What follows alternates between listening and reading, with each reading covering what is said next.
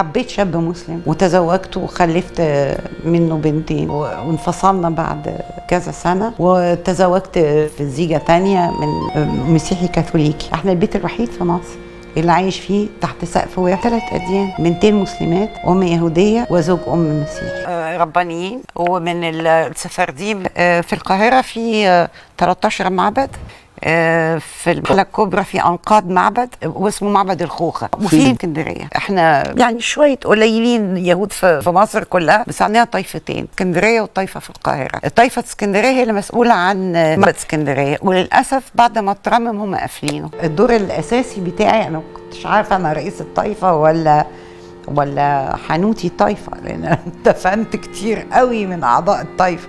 يعني تمرست في هذا العمل للأسف. دوري كرئيس طائفة إن أنا أصالح الناس مع تاريخها. طبعا إحنا أقلية الأقليات. في القاهرة كنا 11، وحصل وفيات الرئيسة السابقة أو لما أختي توفت جبنا رجل دين، حتى لما والدي توفى جبنا رجل دين من فرنسا. أولادي وأولاد أختي مسلمين. أصالح مصر مع تاريخها، لأننا إحنا جزء من التاريخ ده. ودايما بقول لو عايز تتقدم لقدام اتصالح مع تاريخك. لازم الاعتراف بوجودنا، إن إحنا كنا موجودين، كنا مكون من مكونات المجتمع في مجالات شتى، في الاقتصاد، في الفن، في السياسة. جماعة اليهود القرائين اللي هم منتمين تماما للمصريين، دول اللي خرج منهم اليهود المعروفين في مصر، يعني ليلى مراد والموسيقيين المختلفين والكتاب والصحفيين، لأن دول كانوا ما يفرقوش خالص عن المصريين، ولا شكلا ولا لهجة ولا كلاما ولا معيشة ولا أي حاجة. وان احنا ما نتنسيش في ناس متخصصين دراسه الجنيزه بيقولوا ان ده الفيسبوك العصور الوسطى في مصر، مش بس في مصر، في المنطقه كلها، لان كان في جوابات تجار، مثلا تاجر في الهند يجيب بضاعه مش عارفه واحد تاني يصدر ايه لاوروبا. فيعني فعلا كان في استاذه في الجنيزه بتقول ان هو الميديفال فيسبوك. بس عايزه في يوم من الايام الناس تيجي تزور المعابد، زي ما المعبد في شارع عدلي او في الجمالية او في مصر القديمة، زي ما بتزور المعابد الفرعونية والجوامع القديمة، ان ده جزء من تراثها. يعني تحس بالمسؤولية تجاه الكلام ده، ان ده بتاعها، مش بتاع وزارة الآثار، بتاعت الشعب المصري. بس زي ما ستي الله يرحمها كانت بتقول، جنة من غير ناس ما تنداس. وانا ناسي هنا، أنا ناسي هنا، ناسي مش هناك. عندنا 3 مكتبات لحد دلوقتي، 3. في واحدة في مصر القديمة بس لحد دلوقتي ما عملناش الحصر بيها.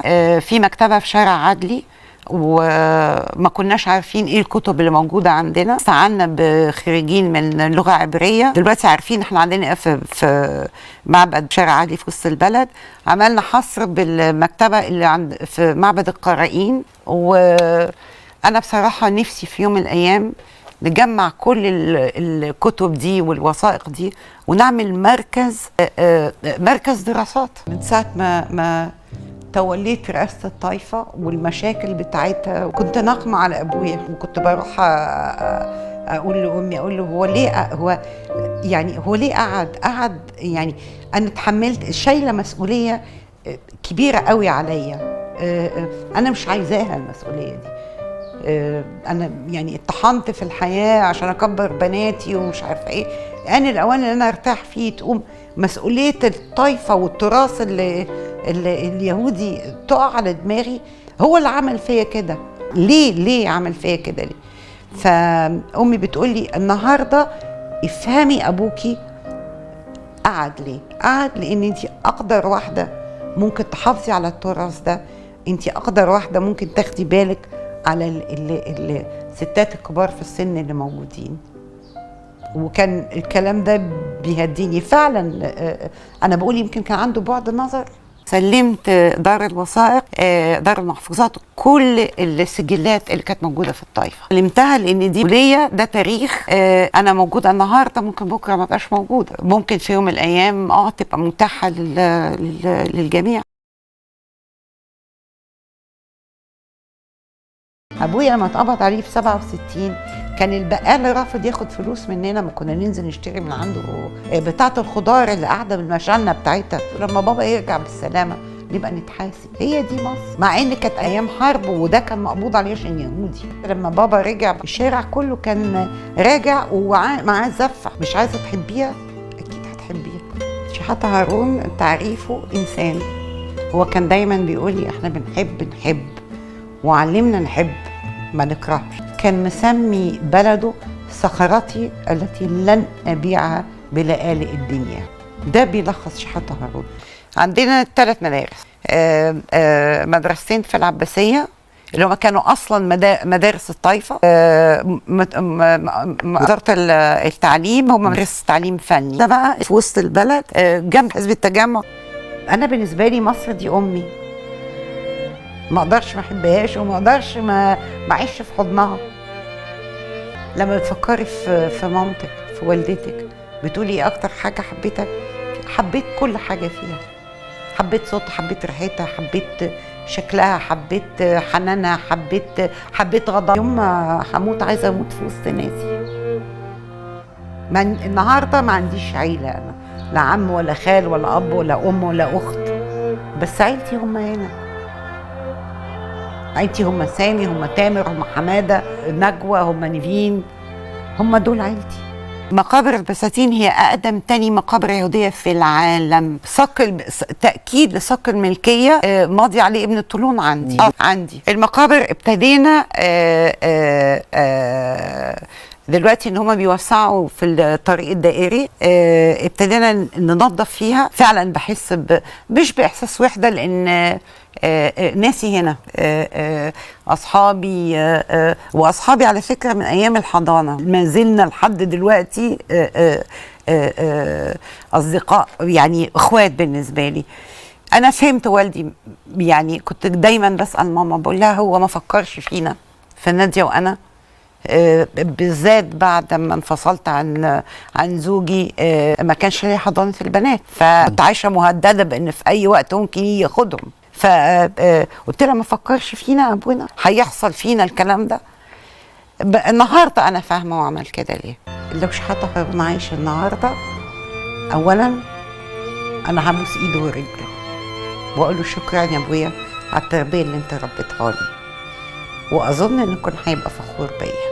مش عايزه افتخر بنفسي، بس انا النهارده بحارب عشان اولا الناس تتكلم عن اليهود المصريين او عن المصريين اللي دينوا بالديانه اليهوديه، عشان احافظ على التراث ده. وصدقني بتحارب جامد جدا من يهود المهجر. يعني اما بقول المعابد تفتح يتعمل فيها ندوات ثقافيه، حفلات موسيقيه، يتغنى اوبرا، الاقي على طول الاماكن دي اماكن عباده، مش اماكن.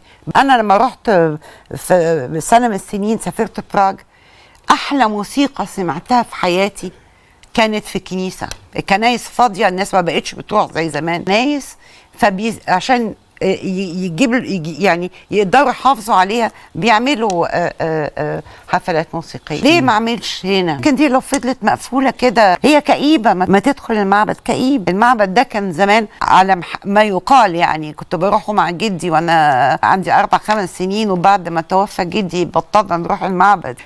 كنت بجري واشوف عيال تانيين وكان المكان مليان. النهارده المكان فاضي، استخدمه لخدمه الناس. مرة كنت في المدرسة في الفصل، وكان في حصة تربية وطنية على ما أعتقد، وكنت اليهودية الوحيدة في الفصل، وأنا وأختي الوحيدين في المدرسة كلها. والمدرسة ابتدت تقول اليهود كلاب جربانة. فأنا كنت مش من المتفوقين، فكنت بقعد ورا في الفصل دايما. 35 بنت اللي كانوا قاعدين قدامي كلهم اتدوروا وبصوا لي. هعمل ايه؟ رحت واخده بعضي قايمه وماشيه قدام كل الناس، طلعت من الفصل وروحت البيت وقلت لبابا انا مش راجعه المدرسه دي تاني. فقال لي احكي لي ايه اللي حصل. حكيت له، قال لي بص يا ماجده، الأطفال العرب في المدارس في إسرائيل بيسمعوا نفس الشيء على العرب، فأنت مش أحسن منهم. بالنسبة له كان الاتحاد السوفيتي يعني لما خلصت المدرسة ما كنتش جايبة مجموع كبير في الجامعة وكنت عايزة أبقى أدرس طب بيطري. مجموعي طبعا ما دخلنيش طب بيطري. قلت له عايزة أسافر. قال لي وماله، سافر الاتحاد السوفيتي. قلت له أملاك اليهود اتبددت من اليهود نفسهم، من اللي كانوا ماسكين الطائفة اليهودية في الأول. والدتي فرنسيه ما كانتش تتكلم عربي مكسر، ما كانتش تعرف عربي. صمم انها تتعلم روسي. كان عندنا كونت من الروس بيجي يديها دروس في البيت. اول ما فتح المركز الثقافي السوفيتي امي درست 4 سنين روسي. ما تخليها تروح تتعلم عربي يا اخي. واحنا كمان اتعلمنا روسي كمان. مجدة، في هناك يهود اعتنقوا الاسلام في اكيد مصر؟ اكيد. تعرفين أكيد. احد يعني اعتنق الاسلام؟ صديق والدي اللي قعد 14 سنة في الواحات. لما خرج من الواحات حب شابة مصرية مسلمة وأسلم. في اليهود هم كانوا فقراء بتوع اليهود. أنا من الطبقة المتوسطة، فأنا من طبقة يعني المتوسطة المصرية اللي بالتفكير المصري إن البنت هتتجوز والولد هو اللي يكمل. قال لي بالإنجليزي، قال لي أنت مجنونة تسافري سفرية برضيع وطفلة صغيرة 36. قلت له عامل راجع بلدي. بنتي كانت في مدرسة لما الكلام ده في 2002 لما والدي توفى، واتكتب في الجرايد البنات اللي معاها في المدرسة. في يوم بنتي جات وقالت لي أنا ما بحبكيش. قلت لها إيه حصل إيه؟ قالت لي إيه؟ بلفظ تاني، أنت عاهرة يهودية. فساعتها طبعا أول رياكشن صفعتها على وشها. وبعد كده حاولت افهم، عرفت ان البنات في المدرسه قالوا ما تلعبوش معانا عشان دي بنت العاهره اليهوديه.